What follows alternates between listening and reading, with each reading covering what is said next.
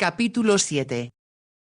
Aturdida, Lucía permaneció en silencio con la mirada fija en el marqués, y él con una sonrisa le preguntó: ¿Vienes conmigo? Me proponía dar un paseo para hacer ejercicio. Le tendió una mano y cuando ella la tomó volvió a sentir que sus vibraciones los unían y eran una sola persona. Tal como estaba subió con él a cubierta. Habían dispuesto un bote para conducirlos a la playa. El yate estaba anclado en una preciosa bahía con un peñón no muy alto al fondo. Cuando llegaron, Lucía vio que tenía escalones abiertos en la piedra por los que resultaba sencillo subir. Pero antes tuvo que bajar por una escala de cuerdas hasta el bote y el marqués se adelantó para ayudarle. Cuando sus manos la cogieron por la cintura, sintió un leve estremecimiento y supo que él lo había notado. Los marineros los condujeron remando hasta el centro de la bahía donde había un pequeño muelle por el cual se llegaba a tierra. Sin hablar subieron por los escalones del risco y en lo alto encontraron varios arbustos en flor. Más allá había un grupo de mimosas, doradas como el sol y tan bellas como la luz de la mañana. El marqués volvió a tomar a Lucía de la mano, y juntos pasaron por una vereda entre árboles hasta que llegaron a un lugar donde había bancos de piedra desde los cuales se contemplaba el mar. Era un sitio muy bonito que sin duda en cuanto avanzaba un poco más la estación sería frecuentado por los veraneantes. Pero en aquel momento era demasiado temprano para que hubiera nadie y, cuando se detuvieron, Lucía se sentó y levantó la vista hacia él. Wincon tomó asiento junto a ella, le cogió ambas manos y declaró: Te amo. He pasado toda la noche despierto pensando en cómo te había lastimado, y he comprendido que nada en el mundo es más importante que nuestro amor. Como era lo mismo que pensaba Lucía, esta murmuró: Yo también. Pensaba en ti, estaba seguro de ello. Tengo algo que decirte. Te escucho. Pero no tardes mucho, cariño, porque más que nada deseo besarte. No, por favor.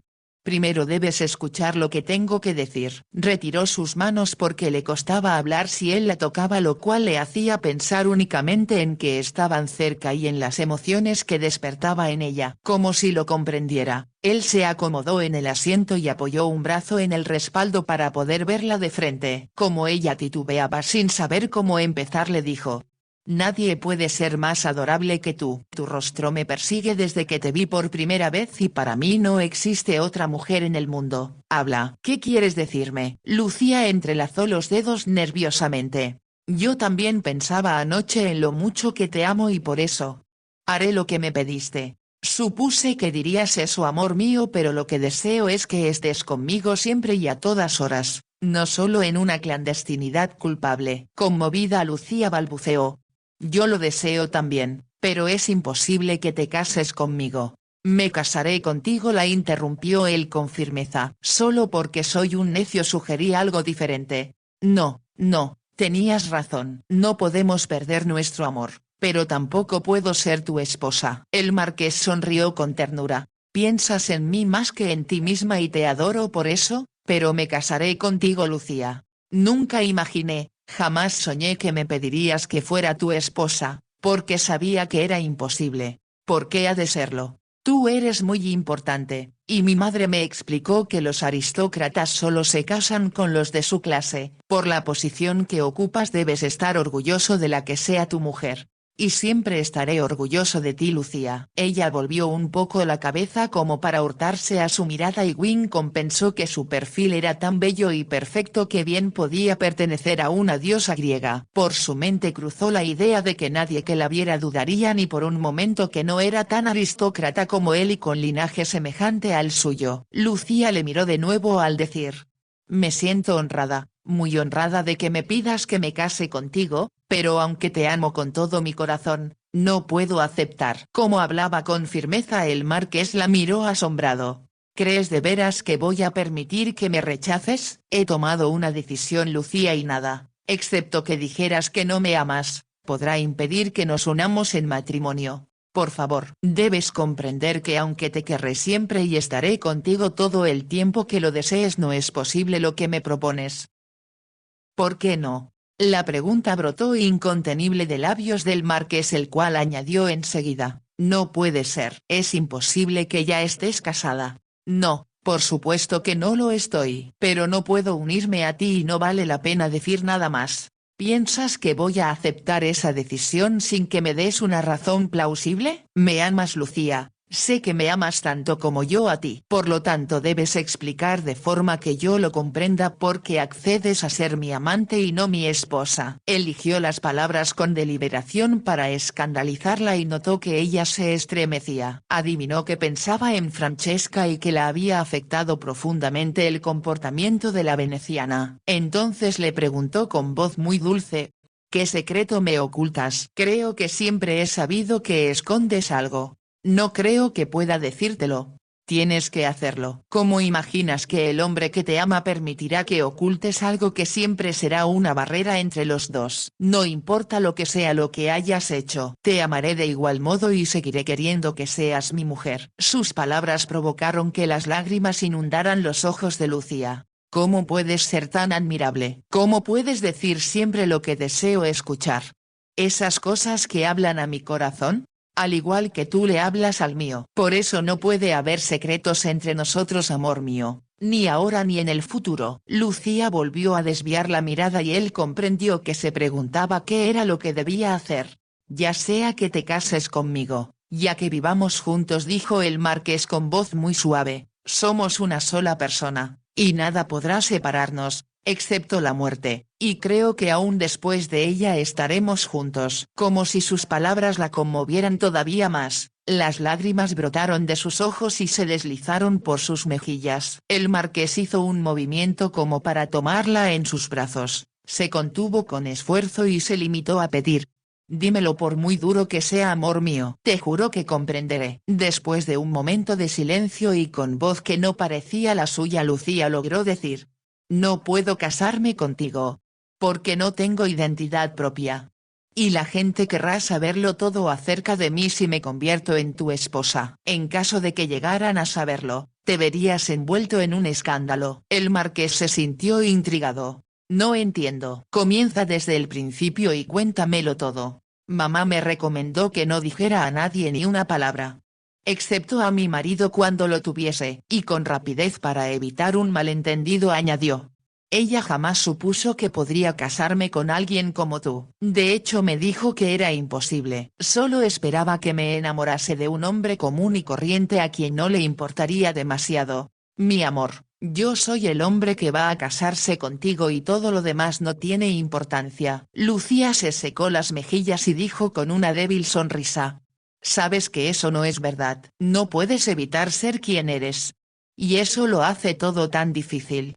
Dime tu secreto y yo decidiré cuál es la dificultad. Pero te juro, Lucía, antes de que prosigas, que no existe nada, ninguna barrera, ninguna dificultad, ningún crimen, que pueda separarnos. Lucía contuvo el aliento. Después, casi en un susurro, declaró: el apellido de mi padre no era Beaumont, sino Beaufoy. Advirtió que el marqués se ponía rígido, pero como no dijo nada ella continuó: en realidad, era el hijo menor del duque de Beauhampton. ¿Es eso cierto? Lucía afirmó con la cabeza. Entonces, ¿por qué firmaba sus cuadros con un apellido falso? Es lo que tengo que explicarte. El marqués se inclinó para tomar una de sus manos. Te escucho, mi amor.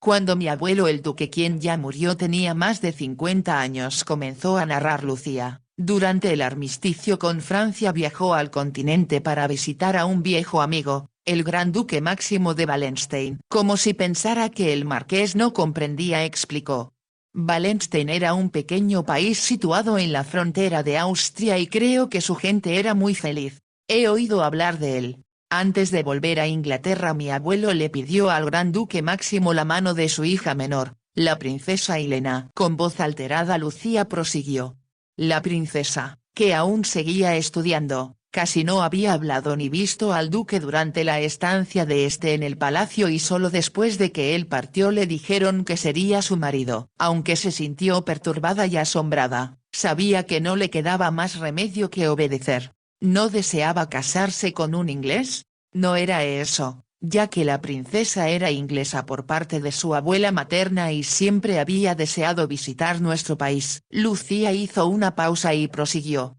pero soñaba casarse con alguien joven y apuesto, Y aunque el duque era un hombre atractivo, le parecía muy viejo. Continúa. Creo que puedes adivinar lo que sucedió. La princesa acompañada por su abuela fue a hospedarse en la propiedad que el duque tenía en Cornualles.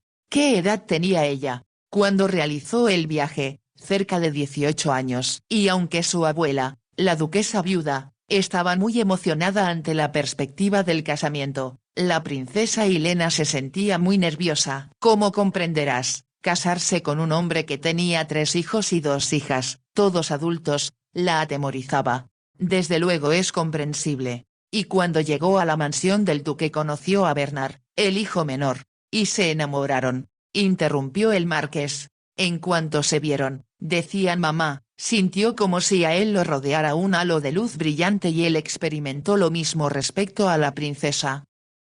¿Y qué sucedió? Al principio, desesperados, creyeron que no podían hacer nada y él decidió marcharse al extranjero porque no podría permanecer en el país donde la mujer amada viviría casada con su padre. Es lo que yo habría sentido. Eran muy desdichados hasta que papá tuvo una idea.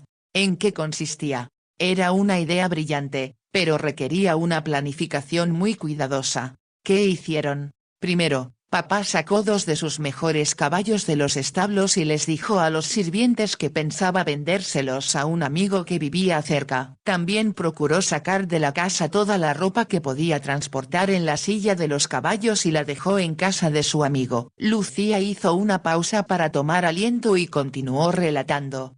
Fue más difícil para mamá, que tenía una doncella, pero se las arregló para entregarle a él algunas cosas que consideraba indispensables y que también se llevaron en secreto a casa del amigo de papá. Antes de proseguir la joven lanzó un suspiro. Ya imaginarás el miedo que sentían, una vez trazados sus planes, de que los descubrieran en el último momento o de que la servidumbre sospechara y pusiera sobre aviso al duque o a la abuela de mamá.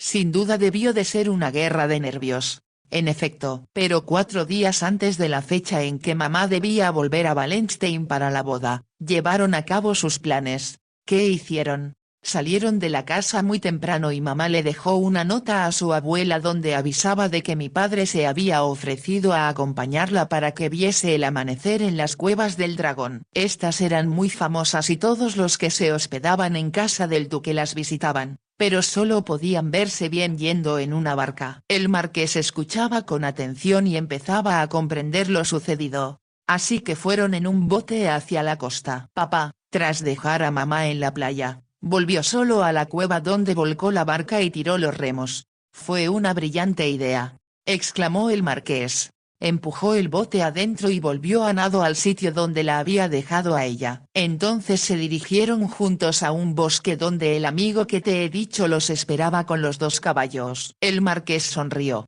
Un plan muy inteligente. Así es. Partieron a galope tendido para poner la mayor distancia posible entre ellos y la casa del duque antes de que empezaran a preocuparse por su ausencia. ¿Tuvo éxito su plan? Los periódicos publicaron la noticia de su trágica muerte y también se dijo que se esperaba que sus cuerpos fueran arrojados a la playa en alguna otra parte de la costa. Se sabía que junto a las cuevas había corrientes muy fuertes que a veces eran peligrosas. ¿Y nadie adivinó que estaban vivos? Lucía negó con la cabeza. No. Papá tenía algo de dinero y poco antes había retirado del banco todo lo que poseía. ¿De eso vivían? Por supuesto. Sabían que tenían que ser muy cuidadosos. Pero cuando 2 años más tarde nací yo, aunque se emocionaron por tenerme, yo representaba un gasto más. ¿Se refugiaron desde el principio en Little Morden? Papá había visitado a Worcestershire cuando era joven y le pareció un condado tranquilo y agradable. Así que cabalgaron hacia allí donde mamá contaba que habían pasado una maravillosa luna de miel, en una casita que alquilaron por unos cuantos chelines a la semana. Más adelante se la quedaron en propiedad. Con voz llena de ternura Lucía añadió.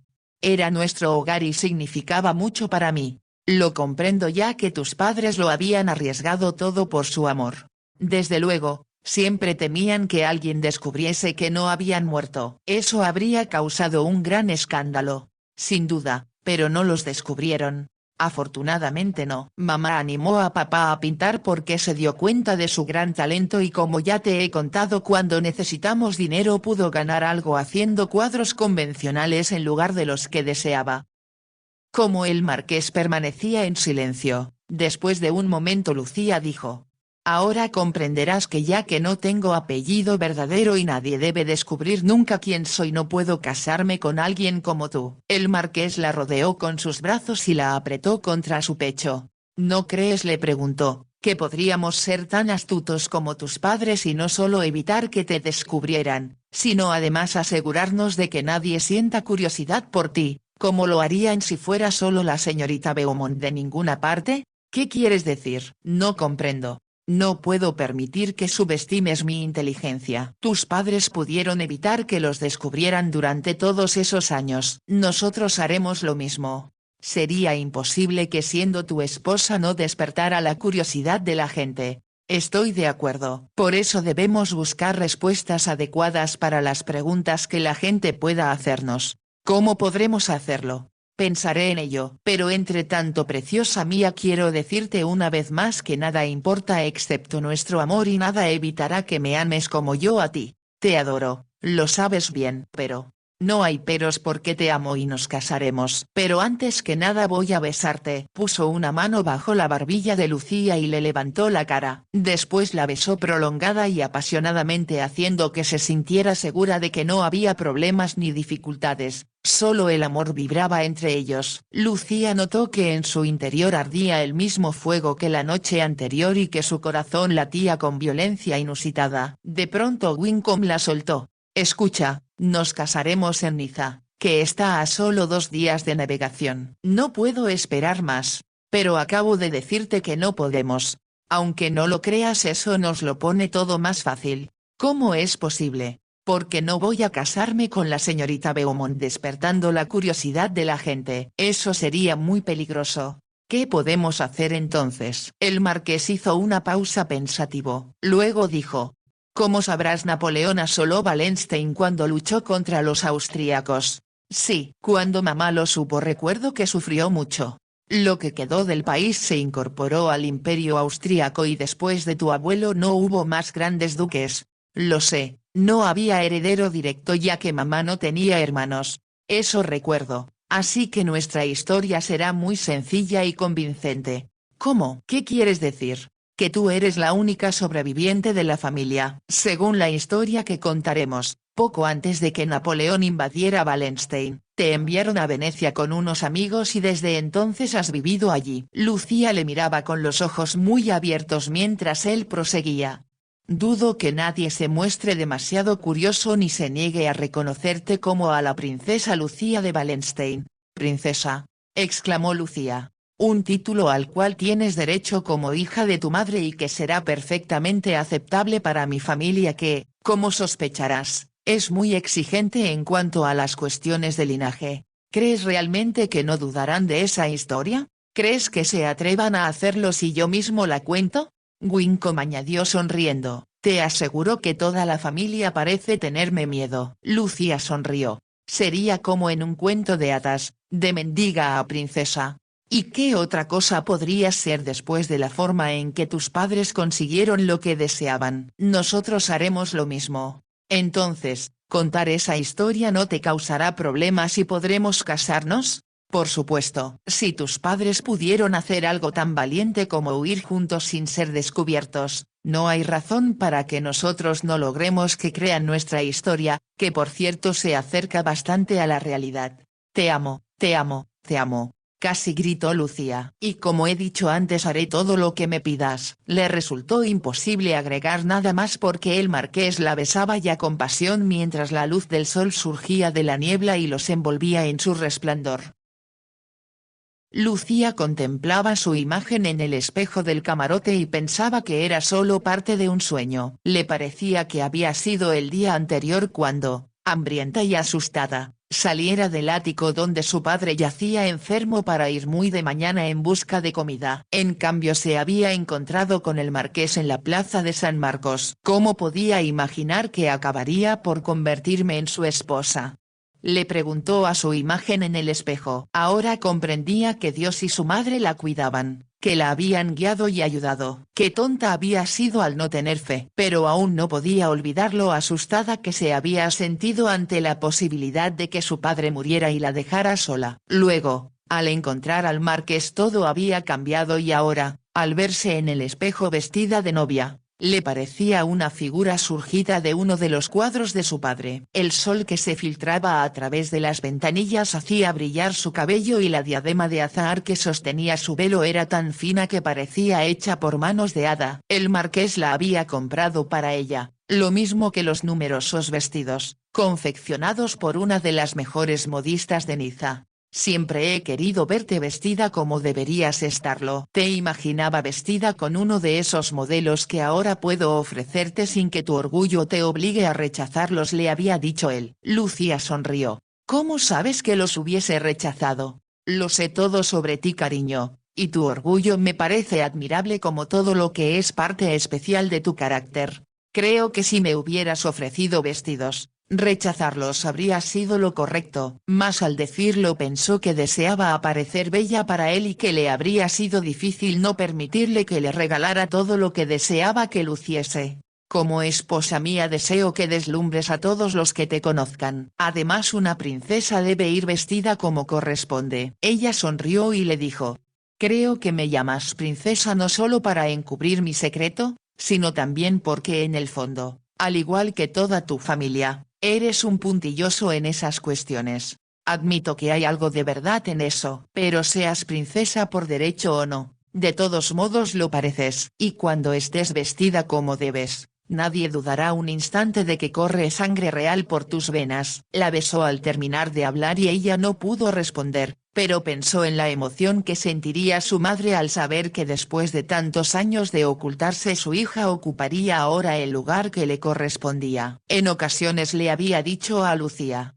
ni por un momento he lamentado haberme fugado con tu padre para ser la mujer más feliz del mundo. Pero a la vez pequeña me habría gustado que vivieras en un palacio como yo, que montaras finos caballos y supieras que la gente que gobernabas era feliz. Suspirando agregaba: cuando paseábamos por Wallenstein siempre nos vitoreaban y arrojaban flores a nuestro paso. Pero a Lucía, que había vivido siempre en una pequeña villa como Little Morden, le era difícil imaginarlo. Ahora que se había enterado por el marqués de las muchas casas que éste poseía, además de su mansión ancestral de Buckinghamshire, confiaba en que su madre se alegraría al saber que viviría en lo que era casi un palacio. Después de toda la confusión creada por las conquistas de Napoleón y la extinción de tantos principados y otros pequeños países, nadie en Inglaterra dudaría de la veracidad de su historia ni haría demasiadas preguntas. Al volver al yate tras su paseo por el Peñón, el marqués había comentado: conozco al actual duque de Beauhampton. Supongo que es tu tío. Será interesante ver cuando nos encontremos con él si te descubre algún parecido con tu padre. Por fortuna, excepto en lo rubia, me parezco poco a él. Siempre estuve seguro de que no eras del todo inglesa y como te mostrabas tan evasiva al respecto me hiciste sospechar al insistir en que lo eras. La rodeó con sus brazos y añadió: no eres muy buena mentirosa, amor mío, pero has de prometerme no volver a mentirme jamás. Te lo prometo de corazón porque no deseo decirte nada más que la verdad. El marqués la besó antes de decir: tus ojos son increíblemente expresivos y como estamos tan unidos sabré si cumples tu promesa. Ahora, al alejarse del espejo, Lucía pensó que la verdad era muy sencilla: amaba al marqués y cuando estuvieran casados dedicaría toda su vida a hacerle feliz. Me salvó y me ha dado tanto que no puedo expresarle mi gratitud de otra forma que no sea adorándole el resto de mi vida. Oyó que llamaban a la puerta. Adelante, autorizó. Entró Evans. Milord pregunta si está lista, señorita. La espera en el salón y el carruaje ya está en el muelle. Estoy lista. ¿Qué te parece mi vestido? Precioso, señorita, dentro de lo que yo entiendo. La satisfacción de Evans era innegable y Lucía sonrió mientras se dirigía a la puerta. El marqués le había contado que cuando comunicó a su ayuda de cámara que se casarían temió que éste se resistiera, pero en cambio exclamó: Qué buena noticia, milord. Si me hubiera pedido que le eligiera una esposa no habría podido encontrar a nadie mejor que la señorita Beaumont. Es una verdadera dama aunque su padre fuera un artista pobre. Pensando que lo mejor sería que Evans difundiera la historia que deseaban que conociera todo el mundo, el marqués le contó quién era Lucía y que debido a que su padre había perdido todo su dinero en la guerra se vio obligado a pintar con un nombre supuesto. Creo, Evans, que será mejor olvidar las circunstancias en que encontramos a la señorita Beaumont y espero que no hables de ello cuando volvamos a Inglaterra. No me caso con la señorita Beaumont,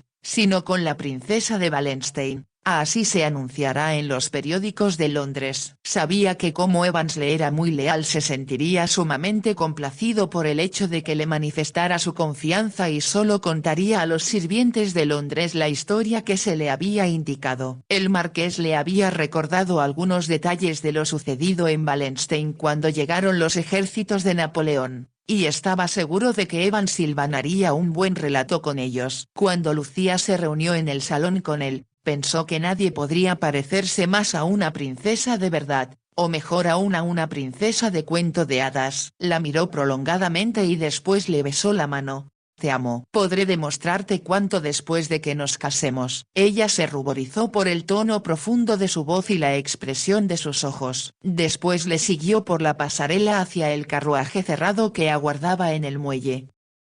Ya el marqués lo había dispuesto todo y primero se dirigieron al lugar donde, según las leyes francesas, debía casarlos el alcalde. Cumplido este requisito acudieron a la iglesia adornada profusamente con flores blancas. Al entrar oyeron suave música de órgano. El capitán y el primer oficial del barco esperaban allí para firmar como testigos. Por lo demás la iglesia estaba vacía aunque a Lucía le parecía llena de voces angelicales y estaba segura de que sus padres también presenciaban su boda con el hombre que amaba. Solo ellos comprenderán lo maravilloso que es haber encontrado a la única persona en el mundo a quien pertenezco. Cuando el marqués le puso el anillo Lucía se estremeció a su contacto y sintió como si su amor los elevase a las alturas. Dios nos bendice, se dijo, y adivinó que él tenía la misma sensación. Firmaron el registro y después salieron para subir nuevamente al carruaje. Cuando éste se puso en marcha el marqués tomó una mano de Lucía para llevársela a los labios. Ella no habló porque sentía que su corazón y su alma estaban aún inmersos en la sagrada solemnidad de la ceremonia en que se habían unido. Como si el marqués sintiera lo mismo después de besarle la mano la atrajo hacia sí pero viajaron en silencio. Cuando llevaban recorrido un largo trecho, Lucía advirtió que no regresaban al muelle donde estaba anclado el yate. Miró al marqués como pidiendo una explicación y él le dijo: «Te tengo preparada una sorpresa, querida esposa». «¿Cuál? No te había dicho que poseo una villa a las afueras de Niza. ¿Por qué lo mantuviste en secreto?» No había estado en ella durante varios años y deseaba asegurarme de que estaba en condiciones de acoger a mi esposa durante nuestra luna de miel. Lucía apoyó la cabeza en el hombro de él y respondió: «Cualquier lugar donde la pasemos será maravilloso estando a tu lado, pero quizá lo sea más aún tratándose de una villa con árboles y flores». «Es lo que pensé, cariño. Además allí podremos estar solos y sin que nadie nos moleste». El coche ascendía por una empinada vereda y al pasar un recodo del camino apareció una avenida bordeada de altos cipreses. Al final se veía una gran villa blanca, reluciente bajo la luz del sol. Recordaba un templo griego y se erguía en lo alto de un risco junto al mar y entre los jardines llenos de flores. Sin embargo a Lucía le resultaba difícil mirar otra cosa que no fuera los enamorados ojos del marqués cuando le ayudaba a descender del carruaje y la conducía al interior de la villa. Más tarde habría de descubrir que ésta tenía un mobiliario exquisito, con cuadros que habrían encantado a su padre y que desde cada ventana se divisaba un panorama que quitaba el aliento. Pero de momento no podía ver otra cosa que los ojos del amado, que para ella resumían el mundo entero. «Jamás imaginé que una mujer pudiera ser tan adorable y perfecta», exclamó Wincombe. «¿Cómo he podido ser tan afortunado de encontrarte? Es lo mismo que yo me pregunto». Ella pensó que la besaría pero en cambio solo extendió una mano y deslizó los dedos sobre su barbilla lo que le produjo una extraña sensación. «Cuidadoso, Él le quitó la diadema y después el velo de novia, los dejó sobre una silla y otra vez con lentitud y suavidad la tomó en sus brazos y la besó como si deseara guardar siempre en su memoria el recuerdo de aquel primer beso de casados. Como siempre que la acariciaba, Lucía sintió que todo su cuerpo se rendía a él. Pero ahora era algo más intenso y apasionado porque, aunque pareciera increíble, era su esposa. Llevaba su apellido y le pertenecía. Wincom la abrazó con más fuerza y sus besos dejaron de ser suaves para hacerse posesivos aunque al mismo tiempo reverentes. Ella sintió que el fuego de la pasión se encendía en su interior. Y en ese instante el marqués le condujo a otra habitación. Sin percatarse apenas de lo que sucedía, Lucía se encontró en un dormitorio en el que había una gran cama con cabecera plateada de forma de concha marina y una colcha de encaje sobre raso blanco. Las paredes también eran blancas y al mirarlas observó atónita que de ellas colgaban cuadros de su padre. Solo el marqués podía haber preparado algo que le causara tanto placer como el hecho de convertirse en su esposa rodeada de la obra de su padre. Era como si éste bendijera su unión. El marqués la observaba mientras ella miraba a su alrededor. Oh querido mío, ¿cómo puedo volver a agradecerte que seas tan comprensivo, tan maravilloso y diferente a cualquier otro hombre en todo el mundo? Te diré cómo puedes hacerlo. Y por cierto me parece como si hubiera tenido que esperar un siglo a que me dieras las gracias. La besó de nuevo, pero ahora con pasión exigente, y al hacerse más intensas sus caricias, algo salvaje, primitivo, pareció despertar en el interior de Lucía. La villa, las flores, la luz del sol, todo gritaba a su alrededor. El mundo había desaparecido, no existía nada más que ellos mismos que se elevaban hacia una eternidad donde solo existía el amor. Más tarde Lucía, jamás pudo recordar luego cómo fue. Descubrió que había perdido su vestido de novia y estaba acostada en la amplia cama. La luz del sol que entraba por la ventana parecía cegarla cuando el marqués se acostó a su lado para tomarla en sus brazos y besarla con un ardor que pareció penetrar hasta su corazón. Mientras ella se estremecía entre sus brazos, siguió besándola en los ojos, los labios, el cuello, la garganta, y cuando al fin la hizo plenamente suya, solo existió la luz del amor que los envolvía en su resplandor incomparable. Fin.